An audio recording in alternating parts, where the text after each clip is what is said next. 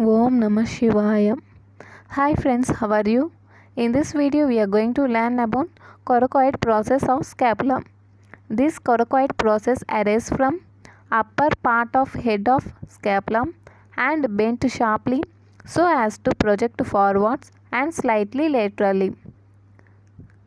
The coracoid process provides attachment to three muscles: short head of biceps brachii, coracobrachialis, pectoralis minor, and three ligaments: coracoacromial, coracoclavicular, coracohumeral. And the short head of biceps brachii and coracobrachialis arise from its tip by common tendon. The short head of biceps brachii and coracobrachialis arise from its tip by common tendon. The pectoralis minor muscle is inserted on the medial border of upper surface. The coracoacromial ligament is attached to its lateral border. The conoid part of the coracoclavicular ligament we call rhomboid ligament is attached to its knuckle. The trapezoid part of the coracoclavicular ligament, rhomboid ligament, is attached to a ridge on its superior aspect between the pectoralis minor muscle and coracoacromial ligament. Next, the coracohumeral ligament is attached to its root adjacent to the glenoid cavity.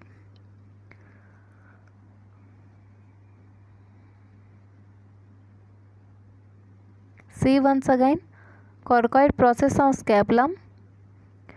Coracoid process of scapula. This coracoid process arises from the upper part of head of scapula and bent sharply so as to project forwards and slightly laterally. The coracoid process provides attachment to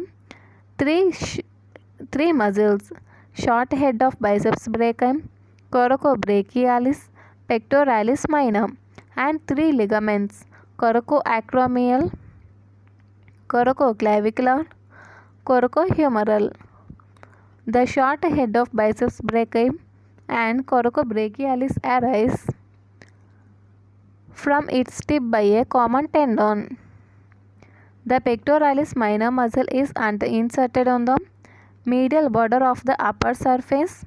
The coracoacromial ligament is attached to its lateral border. The conoid part of the coracoclavicular ligament we call rhomboid ligament is attached to its knuckle. The trapezoid part of the coracoclavicular ligament we call rhomboid ligament is attached to a ridge on its superior aspect between the pectoralis minor muscle and coracoacromial ligament. The coracohumeral ligament is attached to its root adjacent to the glenoid cavity. See, some note is given here. In living individual, the tip of coracoid process can be palpated 2.5 centimeters below the junction of lateral 1/4 and medial 3/3 of the clavicle. In reptiles, coracoid process is a separate bone, but in humans it is attached to scapula and thus it represents atavistic epiphysis. See once again, in living individuals, the tip of coracoid process can be palpated 2.5 centimeters below the junction of lateral 1/4 and medial 3/3 of the clavicle. In reptiles, coracoid process is a separate bone, but in humans it is attached to scapula and hence it represents atavistic epiphysis.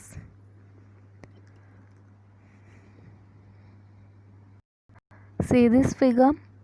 This is the figure of scapula. Okay. This is the lateral border and this is the medial border. In scapula, two processes are present. Okay, and what are the two processes? And the first is acromion process. See here, this is the acromion process, and Coracoid process. This is the coracoid process. Okay. In this video we are talking about the coracoid process. Okay, this one, which is present laterally and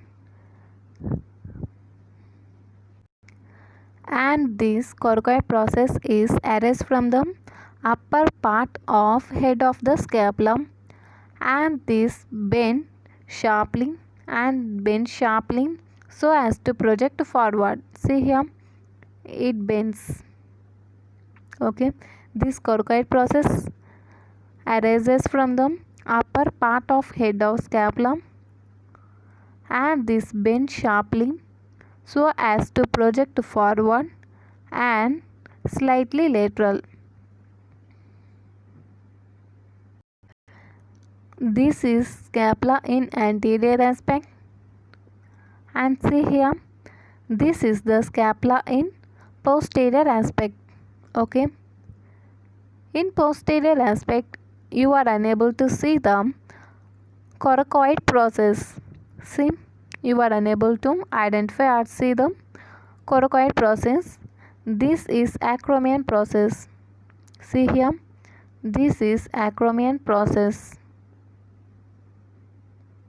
Okay, see the parts.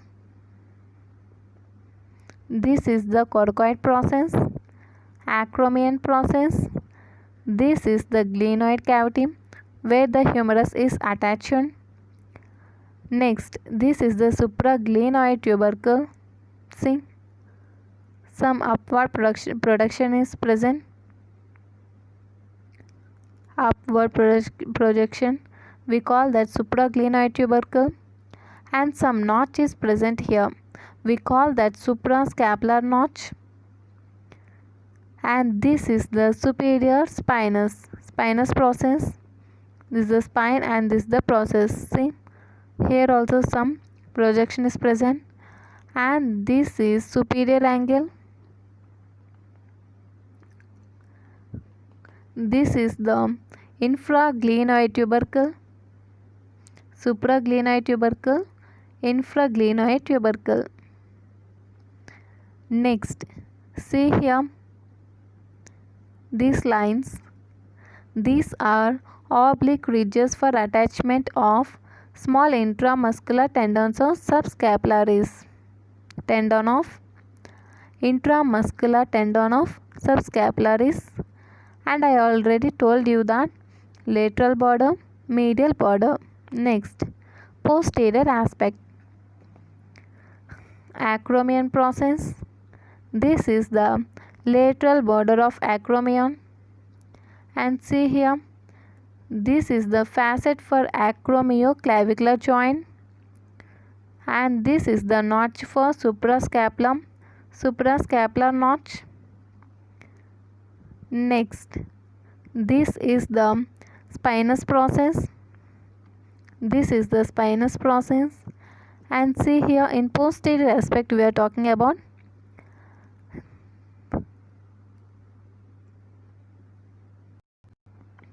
this is the spinous process.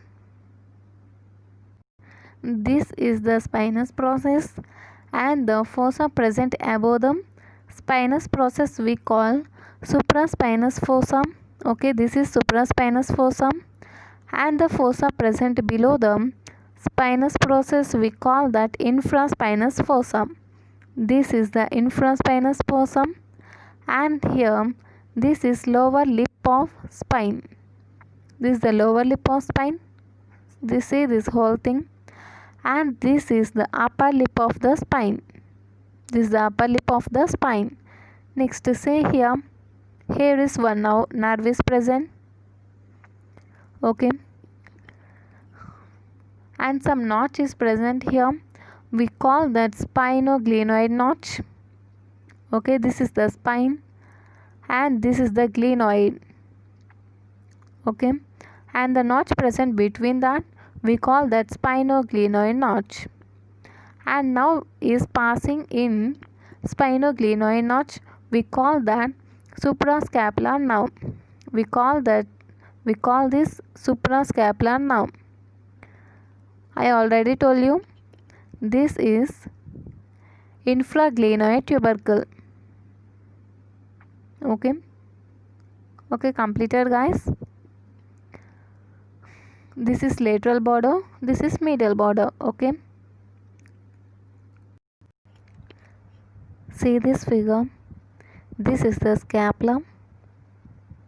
Okay, coracoid process of the scapula gives attachment to the 3 muscles and 3 ligaments. Okay, and what are the 3 muscles? Short head of biceps brachii, coracobrachialis and pectoralis minor. And what are the 3 ligaments that coracoid process of scapula gives attachment? Coracoacromion, coracoclavicular and coracohumeral. Again, coracoclavicular is again divided into conoid part and trapezoid part. Okay, see here, see this red one. The short head of biceps brachii and coracobrachialis get origin from the common tendon. Okay, and this common tendon is again arises from the tip of coracoid process of scapula. This is the tip of coracoid process of scapula, and the common tendon form short head of biceps brachii and coracobrachialis is arises from the tip of coracoid process of scapula. Next, see here, this is the medial side. Okay, this is the medial side from coracoid process. See here, this is the pectoralis minor, which is inserted in, this is origin, this red indicates the origin, this blue indicates the insertion. Okay, and this pectoralis minor is inserted on medial side from coracoid process. Next, see here, this is the coracoacromial ligament. See here, this is the coracoacromial ligament, and this coracoacromial ligament is attached to the lateral aspect of the coracoid process. Okay, next, this is the coracoclavicular ligament. See here, this is the coracoclavicular ligament, which is present between the coracoacromial ligament and pectoralis minor muscle. Insertion of pectoralis minor muscle. See here,